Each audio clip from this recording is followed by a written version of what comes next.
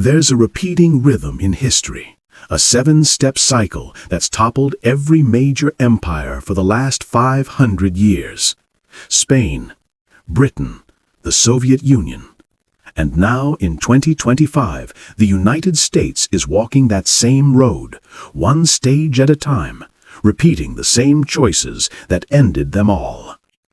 It's as if we're following a script written centuries ago, one that always ends the same way.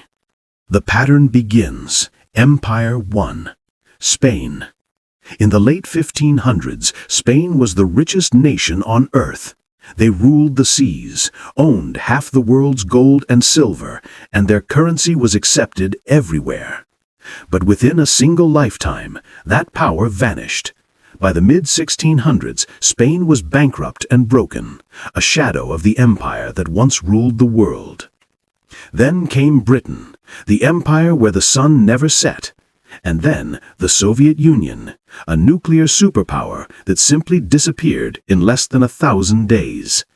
3 empires, 3 collapses, different centuries, same sequence.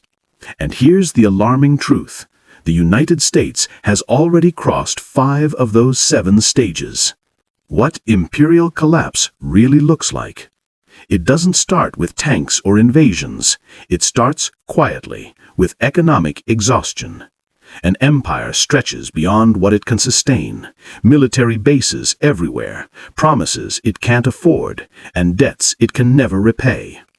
At first, the decline hides behind strength. The currency still holds value, the military still wins battles, the government still makes promises.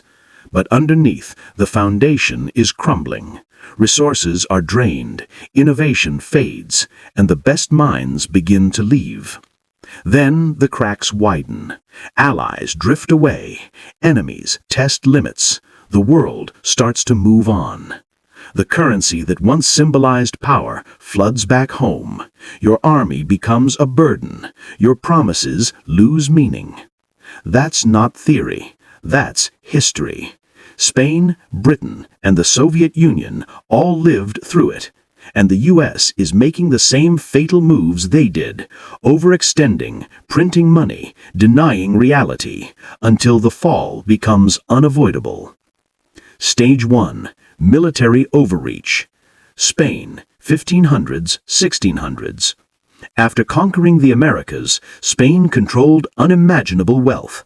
Hundreds of tons of silver every year. They believed it made them invincible. King Philip II spent it all on endless wars in Europe, the Mediterranean, the Philippines, and the New World. By 1580, Spain was fighting on 4 continents at once. Half its national income went to the military, and it still wasn't enough. Stage 2. Currency debasement. When the treasury ran dry, Spain diluted their money. They mixed copper into silver coins, at first a little, then almost entirely. The coins looked the same, but their value collapsed. Inflation exploded, trust vanished, and merchants refused to accept them. Stage 3. The debt spiral. Spain turned to foreign bankers, borrowed, defaulted, borrowed again. 4 bankruptcies in 40 years. Each time they promised reform. Each time they went right back to spending. Stage 4. The death of production. Spain's fatal flaw wasn't lack of money, it was too much money. Easy silver made work unnecessary. Why build when you can buy? Why innovate when you can import? Spain's economy hollowed out. By 1600, the empire produced almost nothing. When silver shipments slowed, the economy imploded. Stage 5. Social decay. As wealth drained away, society unraveled. Crime rose, corruption spread, the skilled fled abroad. By 1700, Spain, once ruler of the world, was a relic, rich in history, irrelevant in power. Empire 2, Britain, the industrial superpower, 1900s. 3 centuries later, Britain stood where Spain once had. At its peak, the empire ruled 1/4 of Earth's land and people. The pound sterling was the world's reserve currency. And just like Spain, they thought it would last forever. Stage 1. Overextension. By 1900, British troops were stationed across 6 continents. Then came World War I, and the decision that broke the empire. They chose to fight, and went broke doing it. Stage 2. Currency breakdown. The war drained Britain's gold. When they returned to the gold standard in 1925, the pound was massively overvalued.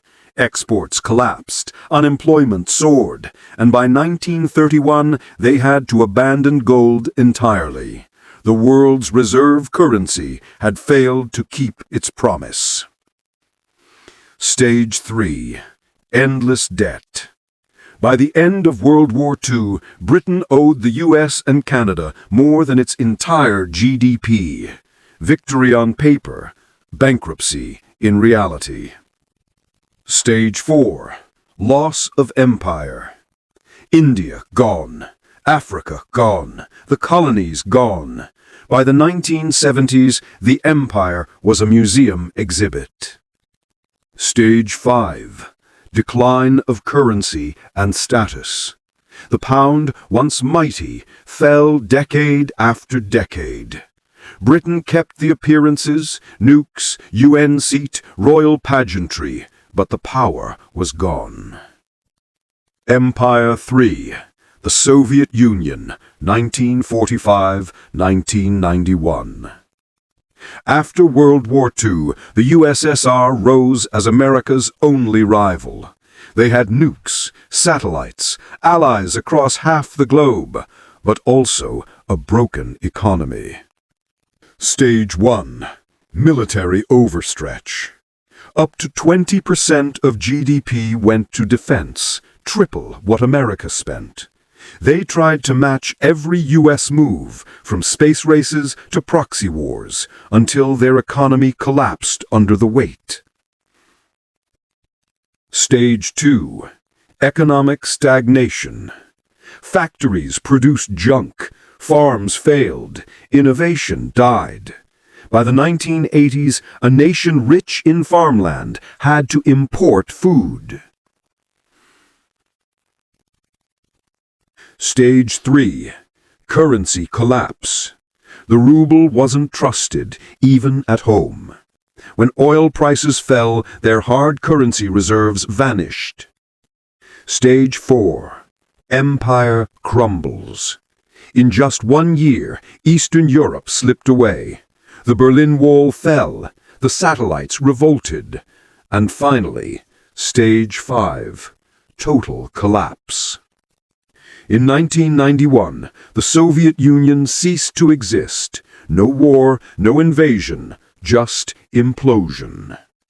30,000 nukes, and not enough money to pay soldiers.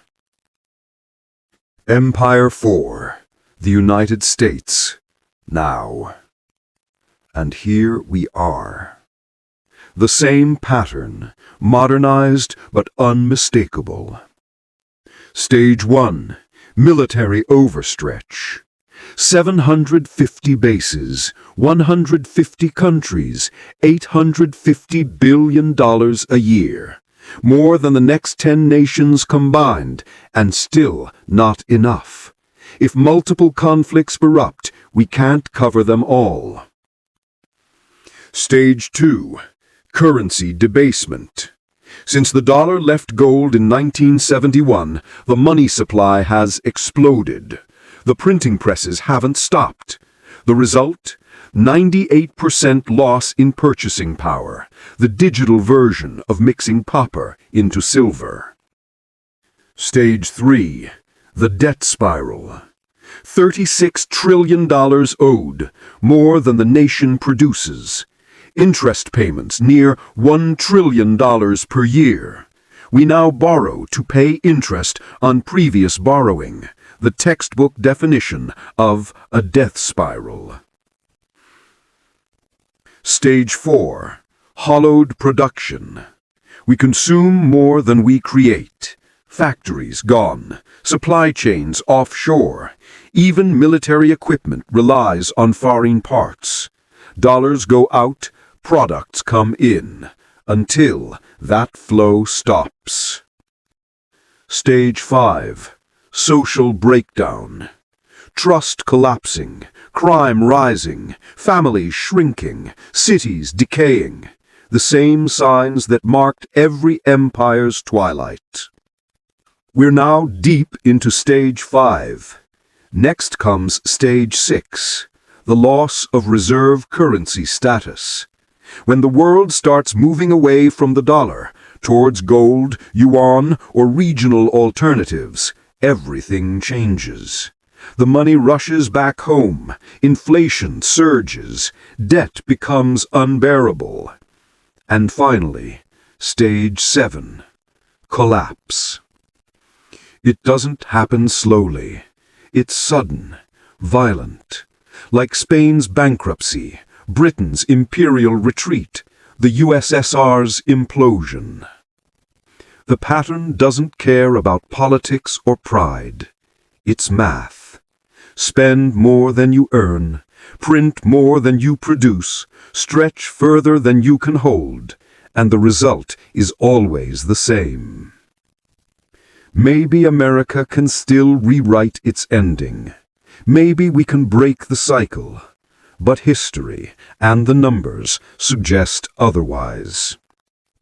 When the collapse comes, it won't feel gradual. It will feel like the ground giving way overnight.